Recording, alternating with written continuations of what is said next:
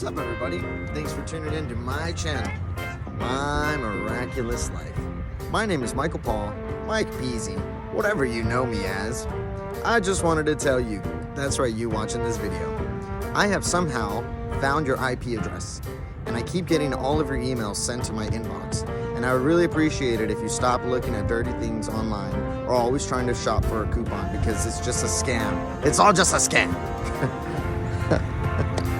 Alright, no. In all seriousness, the name of today's video is, are you ready? Here we go. Don't cut corners. I know you're thinking, what the heck are you talking about?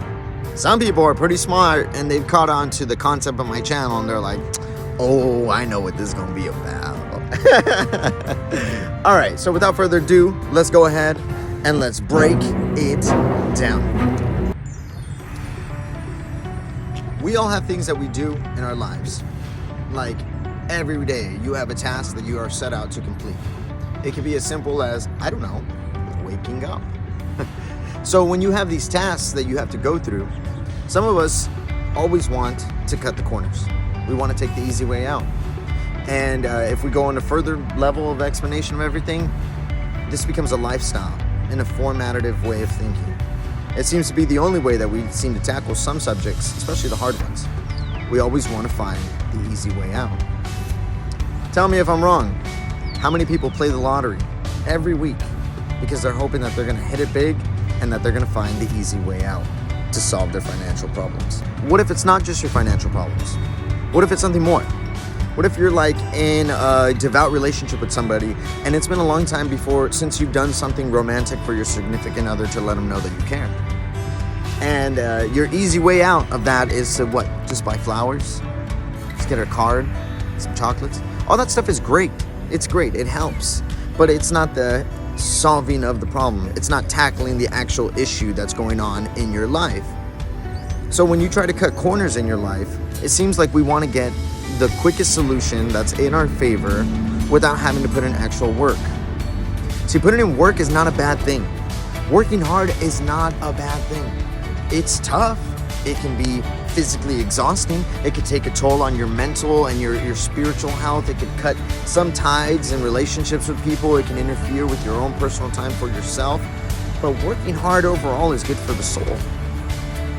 It's good for your soul. Because when you work hard, you have a goal. You have something that you set out to do that day. Some people have like a very tedious workload. Let's say you're a single parent and you have to go to work. You have to take care of your kids. You got to make sure that they have everything that they need to get done in order to go to school the next day, while you're still trying to balance out everything that you need to get done in order to go to work the next day and then get up and do it all over again. There's no way to cut some of those corners. It's inevitable. You're going to have to help take your kid a bath if they're too little to take themselves a bath. You're going to have to cook them food if they don't know how to cook yet. And what seems to be like the normal thing in society for really bad parents is cutting the corner in the sense that they're robbing their child of a good parent. Because you kind of are. Just telling them, hey, warm up whatever frozen food that's available. Hey, I can't help you with your homework, Google it. Hey, I know you want to spend time and play toys and you want me to cuddle you while we watch TV right now, but look, mom or dad has this going on in my life right now. Or I'm in this heated exchange with somebody on my cell phone. Or there's this really great program that I've tuned into and I got to see how it ends. See, when we cut corners with people that matter in our lives, we're cutting ourselves short from what could be the earned reward after hard work being put in. Have you ever worked more than 40 hours? Like, honestly, like you worked, let's say, like 50 hours that week. You put in so much time at the office. You put in so much time at the store. You put in so much time dedicated to your craft so that way you can make sure that you get a good paycheck. Like, not just like your typical amount that you're expecting to get back, but then some. Have you ever done that? The alarms are sounding. It's a sign from God. And then when you get that paycheck, you're like, yeah, baby. Yeah. But you kind of feel a little robbed, right? Like when you look at how much they actually took away from you. I'm sounding off the alarm with somebody right now. And you think, man, I put in all that hard work for what? I stayed all those extra hours for what? So that way Uncle Sam can take my money? So that way somebody named FICO can take it? Or they could charge me all these extra fees in my bank to take my money away from me? So it kind of deters you from the mindset of wanting to work hard at all again, really, right? Tell me I'm wrong, right? I'm going to be honest with you, all right? I'm a master at cutting corners, and it's not something I'm proud of. Sometimes I think that if I could get things done the easy way, that I would have to worry about it later down the road. But what ends up happening most of the time is it becomes a greater worry to me.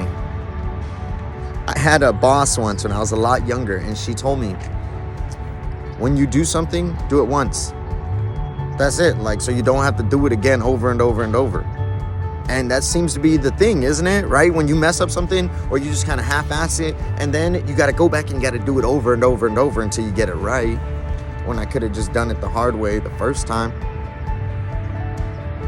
See, nothing in life comes easy. But there are things that are meant for you. Things that you can't see yet.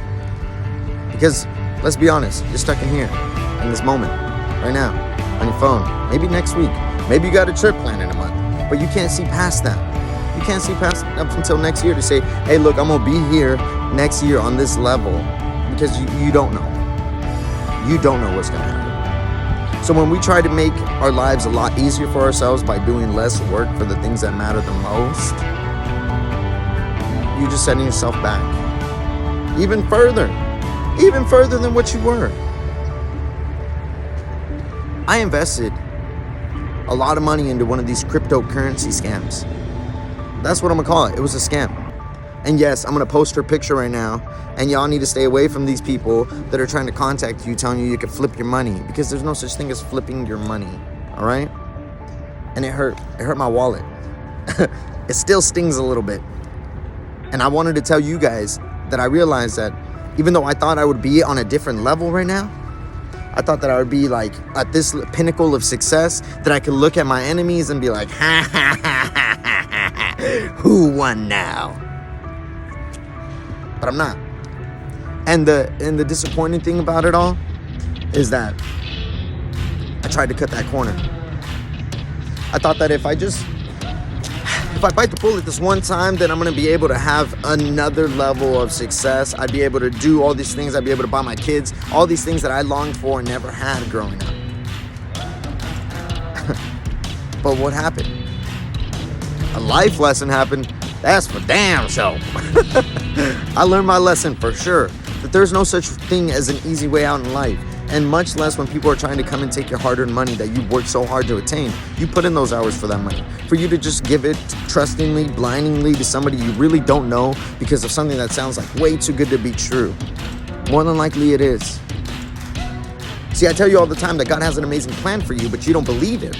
You just live in this moment of the day-to-day basis. And so when you're stuck in this mindset that it's just the way it is, it's not worth fighting for, it's kind of hard, isn't it? It's really hard. It's too hard to fight that hard for my dream. It's too hard to fight that hard for my marriage to save my family. It's too hard for me to fight against myself, so I just let the bad side of me always take over and win. The lazy side of me, the side that's undeserving, ungrateful, the one that's really easy to say mean things, but it's really hard for me to say the nice things and apologize. Does that sound like any of you? So when we want to cut corners, we rob ourselves. I keep saying it. Because in reality, you're robbing yourself of your destiny. You're not putting in that hard work for what you need to attain, because it's yours for the taking. God's already planned that. Believe me, long before you were even here, God already had planned out this destiny of yours if you choose to believe in Him. And you want to know evidence of that? Of not just some crazy cliche or kind of let's just say it's pretty common, right? For people that believe in God. God has a plan for you. God has a plan for you. Jesus loves you. Your imagination. You have an imagination. It's vivid. It's wild, right? When you were a kid, you used to come up with crazy stories and plot lines with your toys. Or when you were actually at the park, you had a good story to tell and getting everybody else involved. And your imagination sometimes has led you to do some amazing things. It's created some sort of inspiring, illuminescent brilliance that is instilled inside of you. It's a part of your character. We're all born with an imagination. Some of us have suppressed that imagination because life has told you, stop joking, stop kidding yourself. Who are you? You're just sitting there, you're a dreamer. You got nothing really behind that. You got no goals, you got no intentions behind that. And so you rob yourself of your imagination. And it's sad because that's what we're teaching our kids. We're teaching them that, hey, look, you can dream to be whatever you want. But once you reach this age, that's when you gotta stop dreaming. And that could be the furthest thing from the truth. That's what I'm gonna do right now. I'm gonna help you see clearly.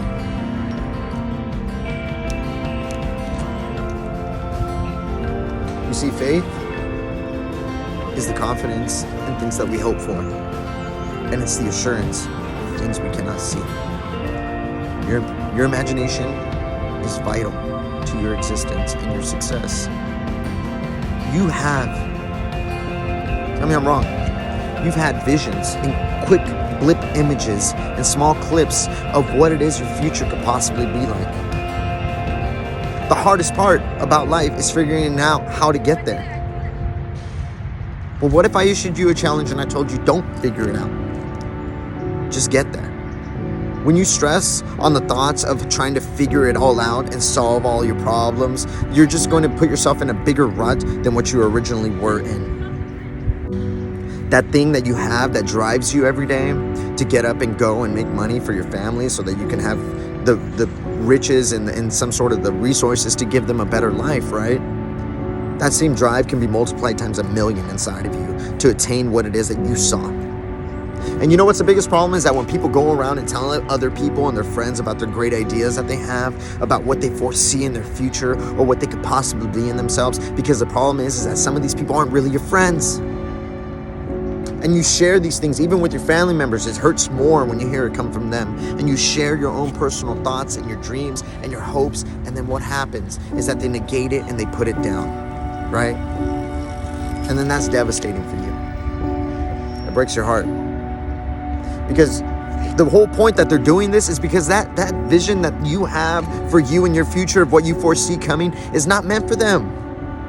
They can't see what you can see in your life, and you can't see it all, but just know that it's meant for you. You have to have hope. You have to have faith that it's meant for you.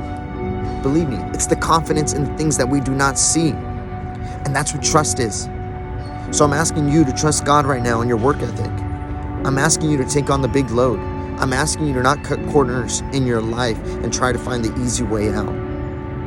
But in all things, take responsibility for your actions.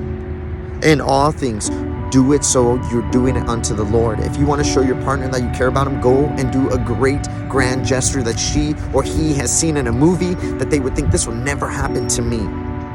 It'll make them appreciate you and trust you a whole lot more than what they already do now. Sometimes we need to feel that from other people. That sort of reassurance, right? And when it comes to things about your dreams and your heart, keep it guarded. Keep it at a safe distance. Don't let everybody in, because some people, they'll either set up camp in there and then they'll burn the building down with no survivors left. Or other people will come and they'll abuse your trust and they'll hurt you because you'll actually think about what they're saying to be true about you. Don't give up on yourself. Work hard. Don't cut corners with your kids, because they deserve a good parent. And you know darn well that you are a good parent. But it starts with you taking the little rectangular square out of their hands and talking to them, spending time with them, being there for them. And in the future, I guarantee you they're going to look for you. They're going to care about what you have to say.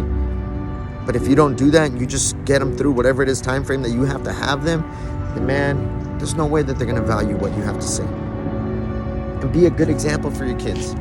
See that little clip of imagination of what your future is like? Do it for them. Don't just do it for yourself. Show them you can chase your dreams. Show them that your imagination is not limited by your age or your resources or where you are in life. It's just a matter of your drive and how far you're willing to go to not stop yourself to get there. So that's it. That's the end of the video. God bless you. Hope you enjoyed it. Until the next one.